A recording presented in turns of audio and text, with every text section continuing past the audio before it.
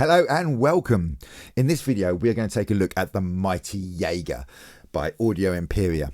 Now, this is a hybrid orchestral trailer music library. It's not marketed as that on the Audio Imperia website, but it is. It just is. If you know anything about trailer music, you just take one look at the sound set and you just know this is a trailer music library. And not only that, it is probably the only library on the market that is an all-in-one hybrid orchestral trailer music library. There's plenty of libraries out there that cater to trailer musicians and trailer composers, but this is the only one that has all of those basic elements that you need to write a hybrid orchestral track all in one place. So if you've never written trailer music and you want to get into this type of genre and you don't know where to start, this is a great starting library. It really is. And it's a great core of sounds of which you can then build upon from other developers and other sound sets. So what we're going to do in this video is I have written a trailer track using this library, and we're going to take a listen to that track. Then we're going to take a little look at the structure, and along the way we're going to learn a little bit more about trailer music because it's all linked to the structure. Take a quick look at the music, which in this case is very, very simple, and then take a closer look at the library itself, how I created the template and how I've used it to write this track. So we're going to start off by just listening to the track, and then afterwards we shall start to dissect it.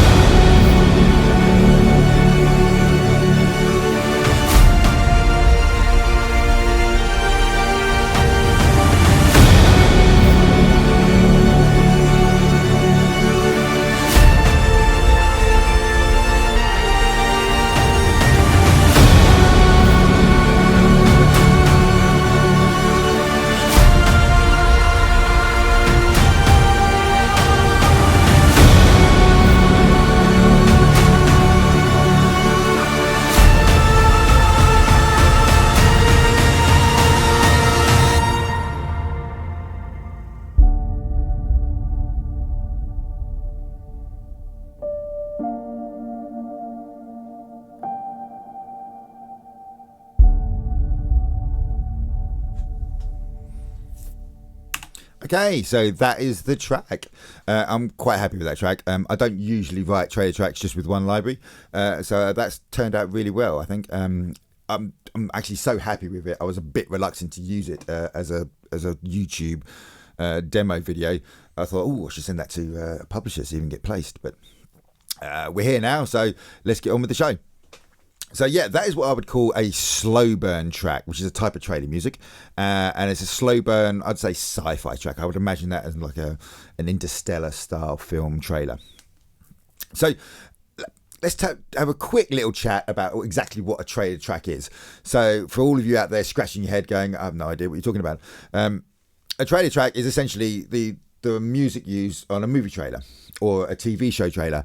And a lot of you are probably thinking, if you don't know anything about trailer music, you're probably thinking, oh, don't they just use the music from the film or the TV show? No, they do not. It is a completely separate track created by completely separate composers. Very occasionally, a movie composer will get involved in the trailer, but it is a rarity.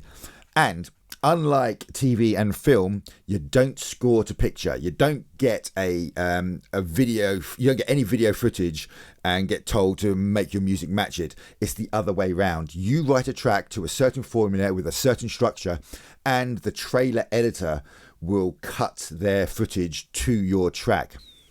And there's certain elements you have to put into your track in order for them to do this. Now, they may muck around with it a little bit. They may, because you give it to them all in stems, which is all these separate groups of separate audio files.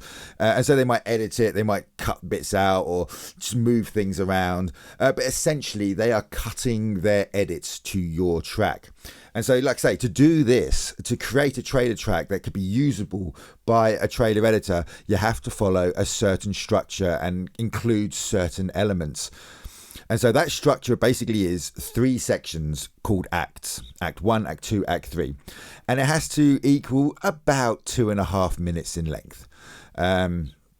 They can be a bit longer, and they're often a lot shorter. If you'd like, for TV spots and stuff, they could be as short as something like 10 seconds. Although you wouldn't actually write a 10-second trailer. They would just edit it down and just use 10 seconds of whatever music you've provided. But yeah, 3 acts. And roughly about 2.5 minutes. Now, you also sometimes get, or often actually, you'd often get a 4th act as well, which would be a lot shorter than the other 3 acts and would just be on the end, usually more intense than all of the other stuff put together. In my case, I've done a bit of an outro at the end instead, which, like you say, is much smaller than these other acts. But instead of it being even bigger than everything else, I've dropped it down and gone in the other direction. Just had this little piano bit finishing the track off. But more often than not, that would be like an even bigger part of the track at the end. So yeah, 3 acts, and they kind of follow the same kind of structure as a movie or a book or a play, in that the first act will be the introduction, introducing the characters, setting the scene. Second act is where you introduce the dilemma, the obstacle, the problem they have to overcome. It could often be like an antagonist or a dramatic event, anything that, can crop up in a movie plot. Act 3 is usually in a film, is where it's the conclusion, it's the end of the story. Obviously you can't do that in a trailer. This is just like the most dramatic part of the trailer, where all the collage of the best bits are all bunged in and the music is at its most intense. And then, like I say, at the end you have an even more intense Act 4, or in my case a little outro, which is going in the other direction. But that leads me on quite nicely to the other thing that you must have in a trailer track for it to work, is you must have increasing intensity and impact from the beginning to the end. So however big or intense the beginning is, it has to be more intense at the end.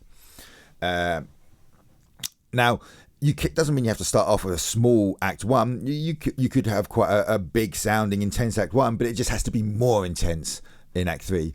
So if you do it too big, you often leave yourself nowhere to go for the other 2 acts. And this intensity, rising intensity, this music, these 3 acts, they could be anything. You could have, all the different genres of films have their own type of trailer music. Like action, comedy, horror, sci-fi, fantasy, children's. They've all got their own type of style for the musical content. And you could also have any type of music either. You could have purely orchestral. You could have percussion. You could have just sound effects. Those sounds that are associated with trailers. That's called sound design tracks. You could have trailerized pop, trailerized rock, trailerized EDM, trailerized hip hop. You could have, trailerized throat singers. As long as it follows those 3 acts and has those rising intensity, any type of music could be used. But probably the most famous, or the one that most people would associate with trailer music, and it's the one that kind of gets used in all the big AAA superhero films like the Marvel franchises and Avengers and stuff, is hybrid orchestral. And that is a mixture of traditional orchestral sounds with those sound effects that you would associate with trailers. And that is where the Jaeger Library has set its sight. It has all of those basic elements, like I said in the beginning, to create a hybrid trailer track. It has those orchestral elements, and it has all those most common sound effects that are used in trailers. So let's take a quick look at that. If we open up my browser here. Okay.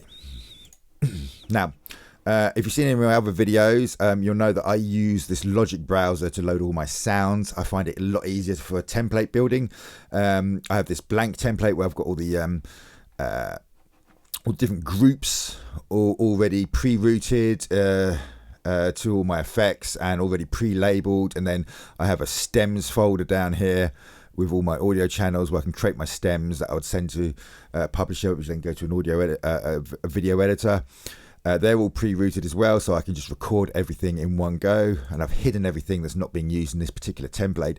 But yes, I just load up all of these sounds into my blank template and then save it as a new template. So these are all like, as you can see here in this one, it's just got like a blank instrument in it. These are the spares that I've created, a blank instrument. That's how these ones up here started life. And then I just went in duplicating tracks and loading up the presets that I've saved in Logic's browser. I just find that a lot quicker way of template building, a lot easier way of working. And this blank template is a free download. There'll be a link down below, and all of these presets are available at my store as well for $10. So yeah, where were we? We was taking a look at the hybrid orchestral library and how it is been designed by Jaeger, or by Imperia, I should say, in Jaeger. So this is the file structure here.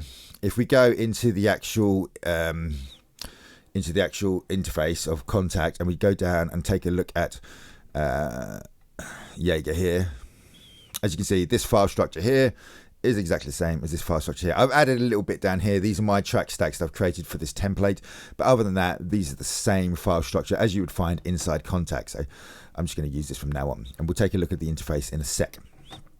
As you have multi-patches, this is the orchestral section of the hybrid orchestral. Strings, brass, percussion, no woodwinds. You don't tend to use woodwinds in this kind of style of music, this big epic hybrid orchestral. But the strings, you have all of the sections you need, plus a couple of combined sections, and then you have an ensemble, so you can just sketch out ideas using the entire range of notes. Violin second aren't included as a patch. What they do with the violins is they have just a one violins patch, and then you have the option of clicking this little button down here, which makes it second violins. And so what I have done, I have just saved those patches as a separate patch in the file structure, which isn't actually part of the library. It's just something I've done inside Logic. That's why I've called it 1.5. It's the same patch, just with that button clicked on, and I've done that for all of the different strings. They are all second violins. I've just added them all. So yeah, so you have these multi-patches, which is just the entire patch with all the different articulations in a single patch, and I can show you that here in this Contact. So you'd have all of your articulations here, and you can switch between them with key switches, or you can just click on them like this.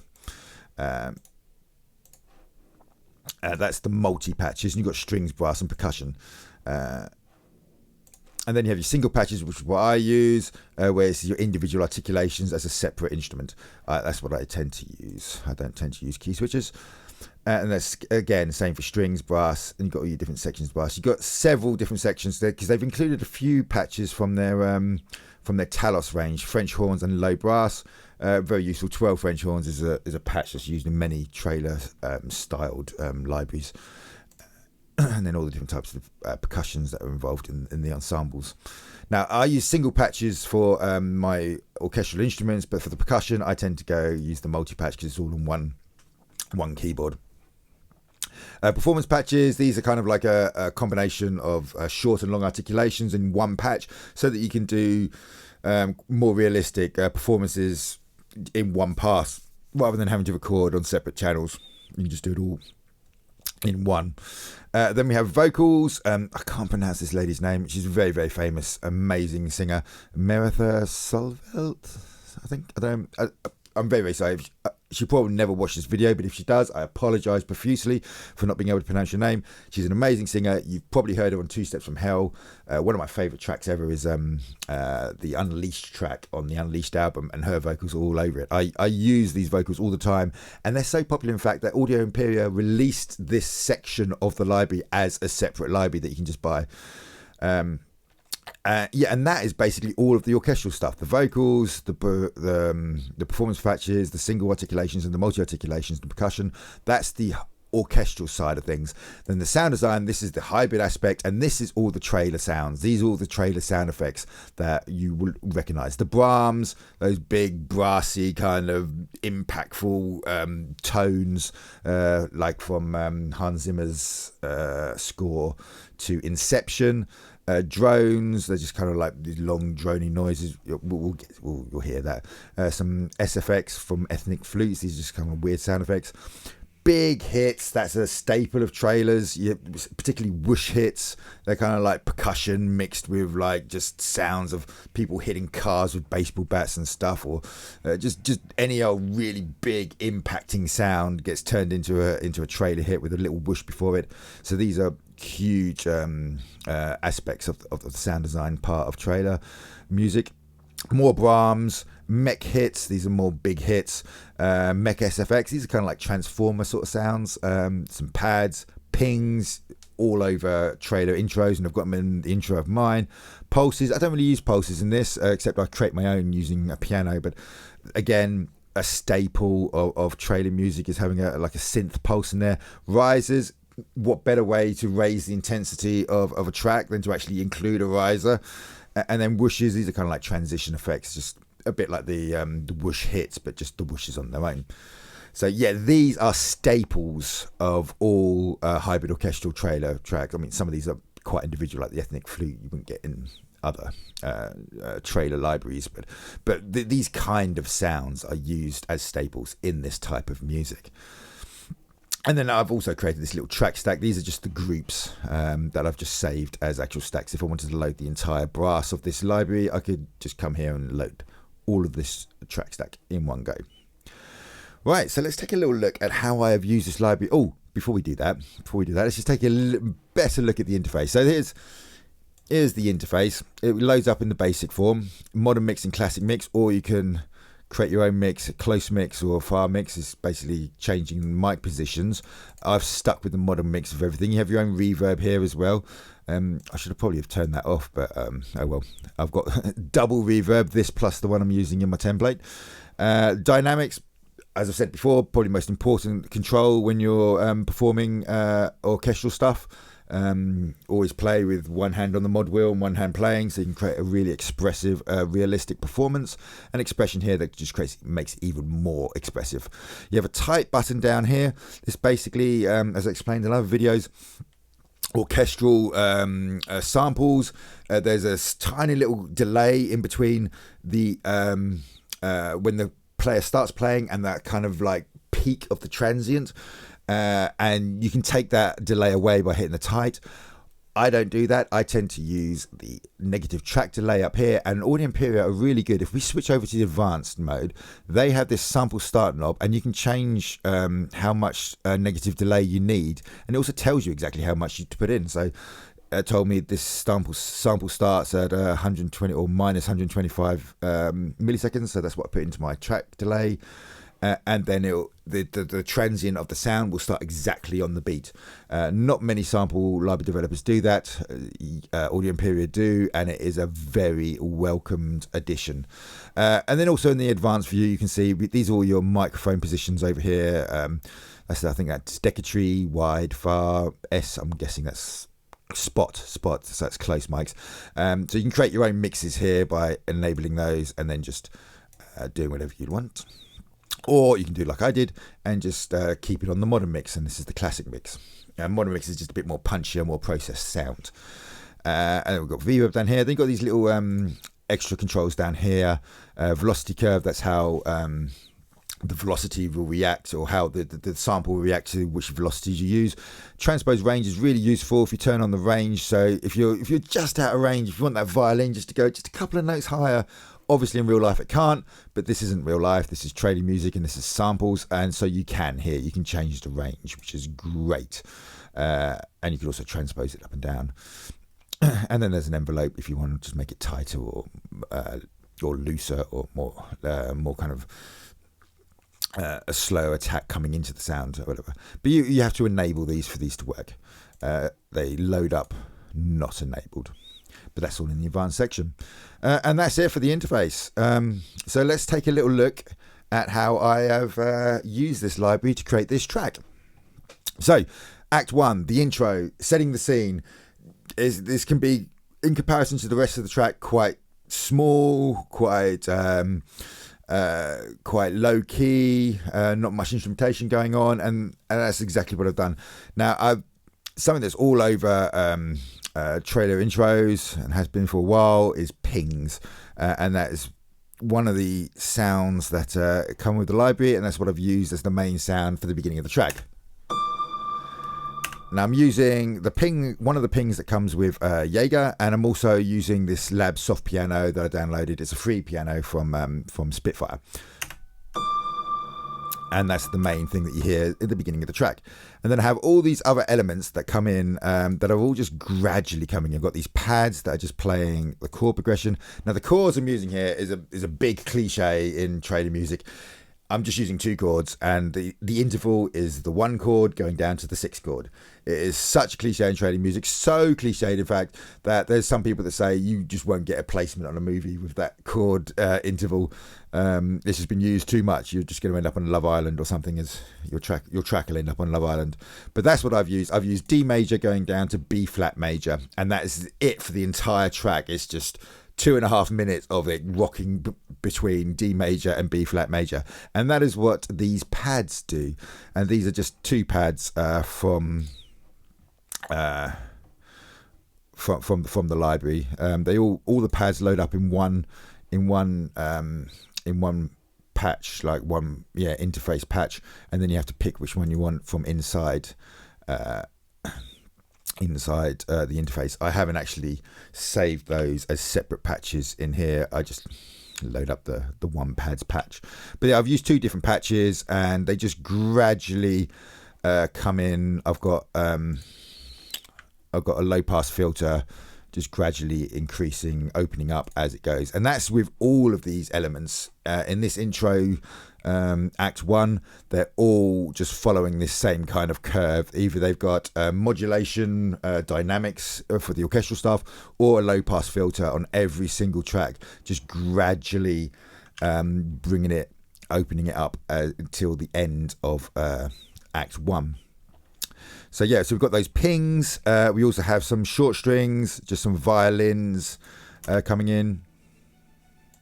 It's doing a kind of almost like a string run kind of pattern, but it's spiccatos, and then it doubles up these violins, and some violas come in here. I haven't actually split them up into violins, violas. I'm just using the ensemble patch.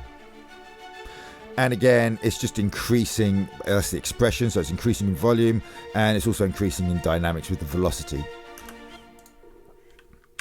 And yeah, like I say, that's just following the chord pattern, D major and B flat, just doing that kind of string run style pattern. And that basically does that all the way through. I had a bit of extra kind of rhythmic elements by layering other patterns on top, but that kind of up and down arpeggio, it just continues all the way through the track.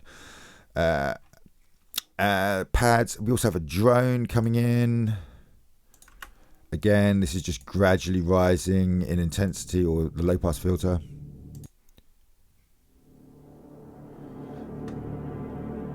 It's just like a pedal note, just adding a bit of textural background.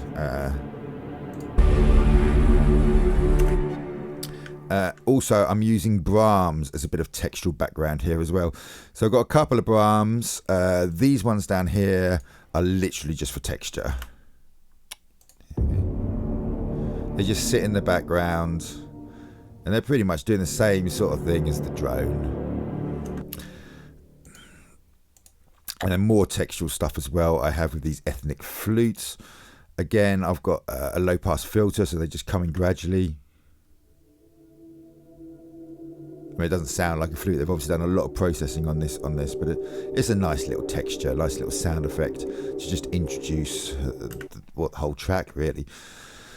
And then towards the end of I already did the pings, didn't I? I also created a little Brahm out of one of the pings. I'll show you that. I just took one of the pings that's part of the Jaeger Library, and I just pitched it down 12 semitones, and then I added some distortion and a rotary effect, and I bounced it down as an audio file, and then automated some low pass filter, so it just comes in gradually. So there you can, it's just really much sitting in the background.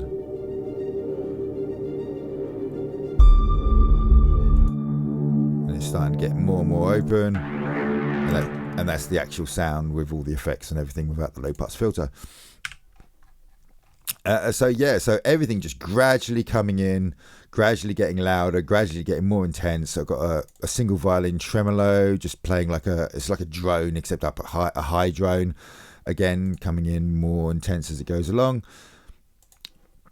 And then we also introduce the melody with these orchestral parts. We have viola, cello, and the double bass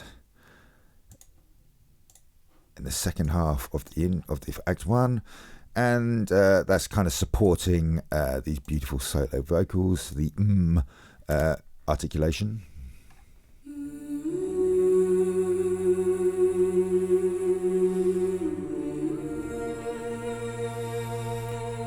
And then throughout the whole thing, we've also got this riser. Got a big fade on it with a curve, so that it just kind of really comes to its most intense at the end. Percussion-wise, we don't have anything really going on except some booms and a taiko roll. So Jaeger doesn't come with any booms. So I created one by bouncing down one of these Joshua Crispin hits, and then just putting a low pass filter, just taking away tons of the top. So it's just the sub you can hear. And then there's this hit down here, which is basically a taiko roll. Sounds really nice. I use that all the way through. It's a nice big whoosh hit with that roll coming in. And those are the only bits of percussion that are going on in the intro.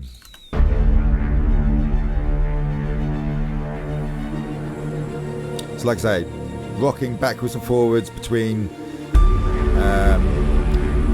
D major and B flat major, and the melody is just kind of following the chord tones. It's a very, very simple melody. It changes a little bit in Act 3, but we'll get to that in a bit.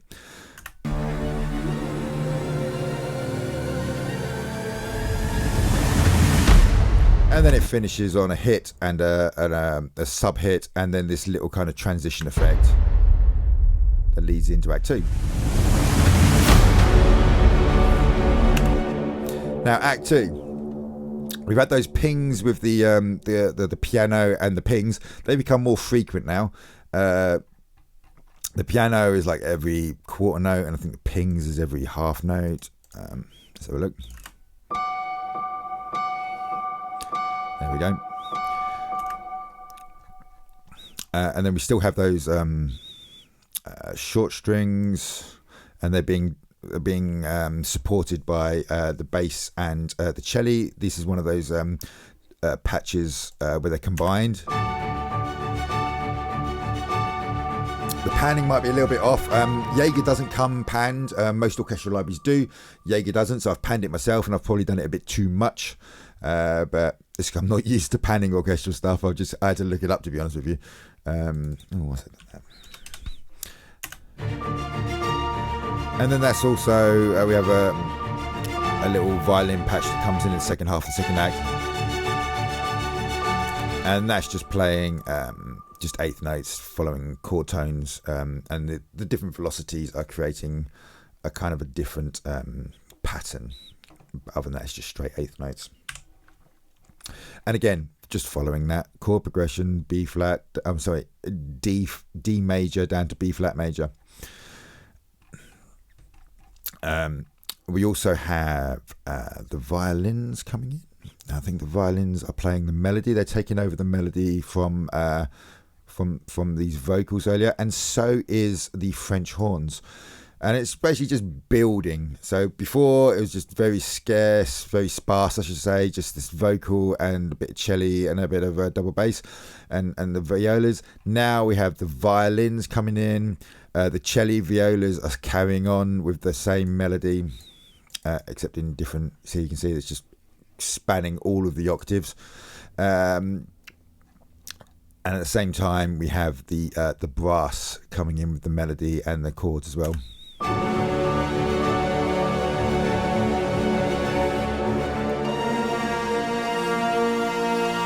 So that's the brass and the long string. Let's just get all the long strings playing.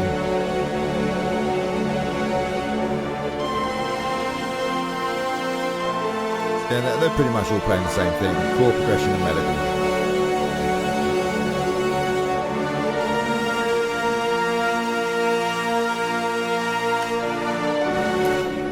Again, it's just increasing his intensity as it goes along. I think, well, the French horns aren't. They're all completely intense all the way through.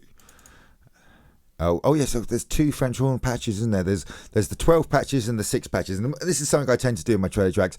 If there's 2 sets of patches, like in this case, 6 French horns and 12 French horns, I tend to use the 12 French horns for the lead line and 6 French horns I use for chords. You can't do that in a real orchestra, but again, this isn't real orchestra. This is trailer music, and it's hybrid orchestral trailer music, so you can do whatever they want.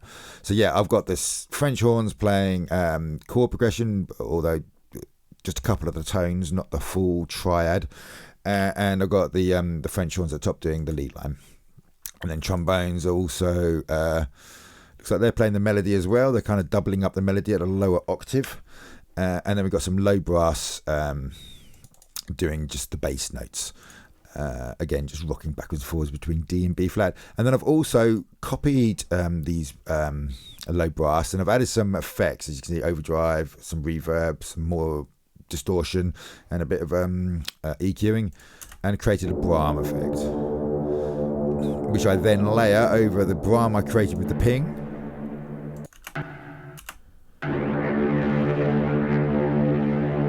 And then I'm also using the Brahms from the actual library. We got these Meg Brahms and these ones. These both from the intro as well. I've used these.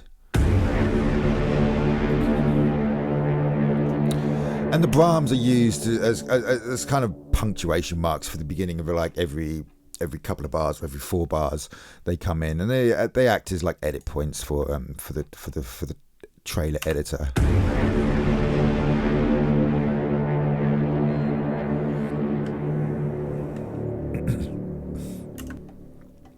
And then we've got the hits. We just had a couple of hits. The subs and the taiko roll in the Act 1. Here, there a lot more hits layered on top of each other. And we also have the percussion starting to come in as well, and the cymbals.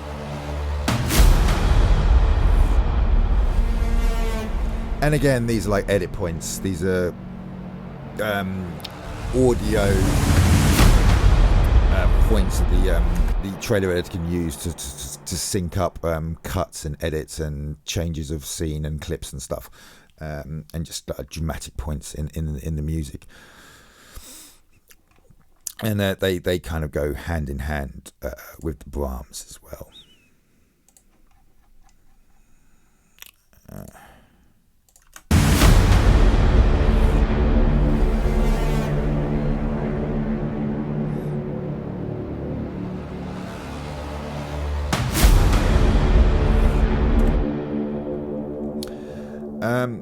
Yeah, so brass has come in along with the strings for the melody and the chords. We still got the short strings doing their spiccato, then doubled up with this extra little violin line. We've got the hits. We've got another set of risers. It's actually the same set of risers. I've just layered another riser over the top of it. just to make it even more intense. The drone's still going on. We've got the Brahms that we talked about, and the pings, and that other little Brahm that we made from a ping. And then also we just doubled up that melody on the second pass, because it's 2 passes of the same melody. I've just used those vocals again, but this time instead of ms, it's rs.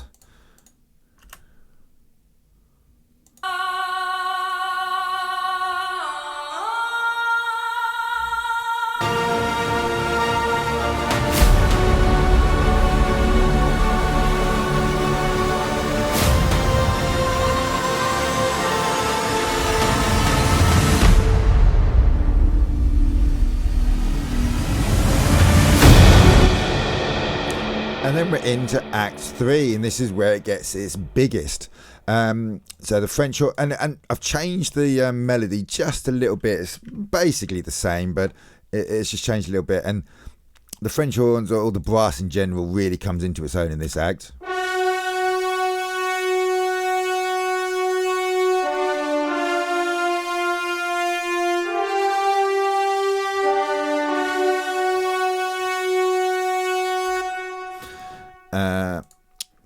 We've got the 6 French horns doing the chords underneath, sharing a little bit at the same register, but they're both horns, so that's okay. We've also got the trumpets sitting above.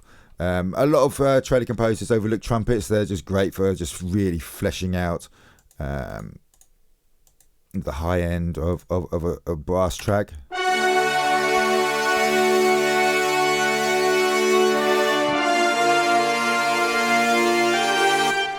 Then trombones doing, I think, chords as well, just sharing a little bit of the French horns, the register there. And then the low brass just doing the bass.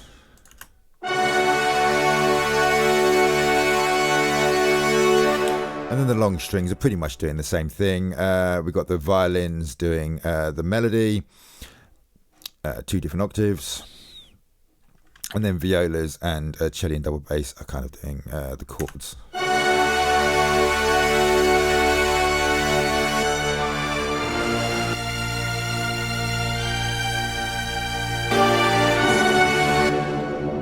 So pretty much exactly the same melody and chords being played by both brass and the long strings. We also have the short strings playing at the same time. I've basically got 2 string sections. Still playing that same pattern, but we've also got this extra added pattern that we saw in these violins. That's that same rocking pattern, just much higher velocity. Same again, I've just layered the same thing again. I think I just layered it an octave below. Let's have a look. Yeah, look, it's just spanning everything, the whole octave range.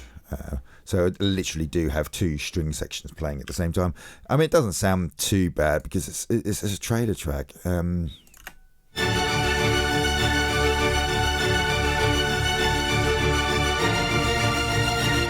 I've also got the piano playing that same melody, same arpeggio, I should say, just to make it sound a bit more percussive, make the whole arpeggio stand out in the mix a bit more.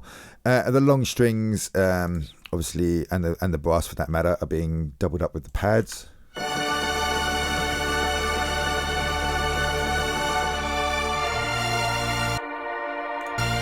Just another little texture, playing the same chord progression. The hits become more intense and more. I think I've added an extra layer, and they become more frequent.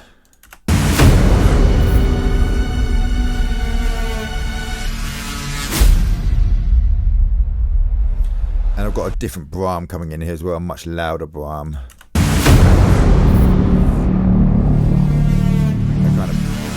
Blends with that ping, and I've still got that low Brahm I made myself up here as well.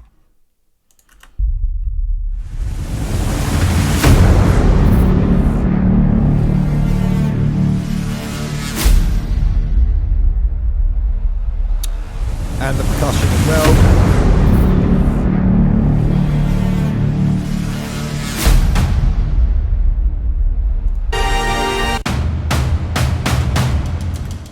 Now with the percussion parts, I did struggle a little bit getting to sound how I wanted to sound. I've had to layer lots of different of the elements of the percussion part together. That's not even the right channel. This channel. And done a lot of processing as well, overdrive, EQing, reverb, and a bit of OTT. So there's all these different elements that are in the ensemble patch: the grand casses, the toms, the snares, sticks, taikos, and I've basically layered most of them together, playing exactly the same pattern. And I've been, I had to change the velocities, so the further up the keyboard I go, I lowered the velocities. I had to do that just to get it to create that sound that I wanted. And I've layered them also with some toms, and I think these are some sticks over here. But when layered with the hits, they sound just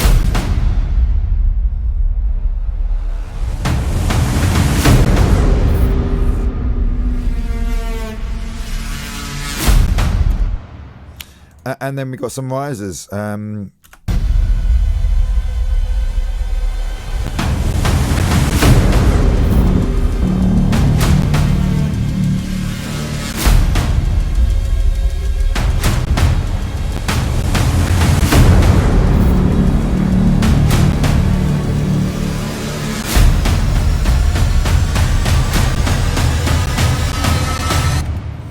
Do excuse the clicks and pops. My computer's crapping out.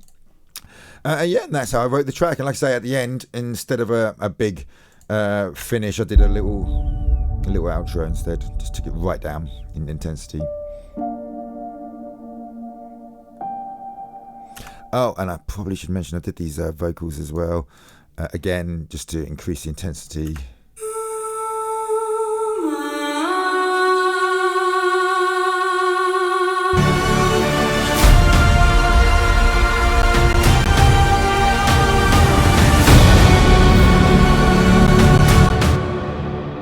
Now, this track is not straight out of the box. I have done a lot of mixing on it. Pretty much every single track has an EQ on it, except for that one and that one. Oh, that's because I'm not even using those ones. Yeah, these have been, and a lot of them have the overdrive as well. I'm just using it as like a saturation. Actually, I'm using it as a drive as well. But yeah, I've got overdrive and loads, which I'm using as a saturator, and I have EQ on pretty much everything. I'm just rolling off the low end of almost every instrument except for the really subby ones. And I'm taking a little bit out of the 500 hertz range just because that's where the mud lives. And when you've got baked in reverb in these samples, it builds up the mud over time. If you're using tons of samples with baked in reverb in, if you just take a little bit of the 500 hertz away from every sample, it just counteracts that build-up of mud, which I've done. And then on the stereo out, I've kind of done a little kind of smiley face, and I'm pumping it pretty hard with the limiter. But yeah, that's basically the track. It's a great library. Like I say, I don't usually write tracks with just a single library, but this one is turned out really well, I think. If you like the way that my template works, like I say, there's a link below. Download it for free. And if you have Jaeger and you want all these patches inside your Logic browser, then you can pick that up for $10. Any questions? Leave them in the comments, and I will see you next time for the next video. Take care.